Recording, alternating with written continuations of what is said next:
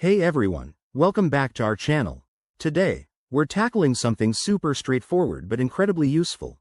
How to use your Xbox gift card on the Microsoft Store in 2025. Whether you're a gamer loading up on new titles or just treating yourself to some digital goodies, this guide will have you set up in no time. First things first, make sure you have your Xbox gift card code ready. It's that long string of letters and numbers on the back. Now, let's jump right in. Step 1. Log into your Microsoft account.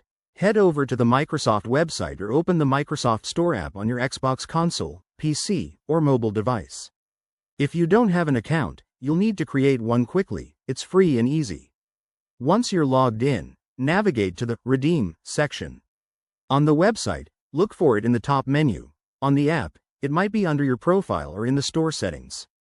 In 2025, Microsoft has made this even smoother with updated interfaces, so it should be intuitive. Step 2. Enter your gift card code. Type it in carefully, double-check for any typos, and hit the Redeem button. You'll see a confirmation message, and your account balance will update almost instantly. Awesome, right? Now, Step 3. Start shopping.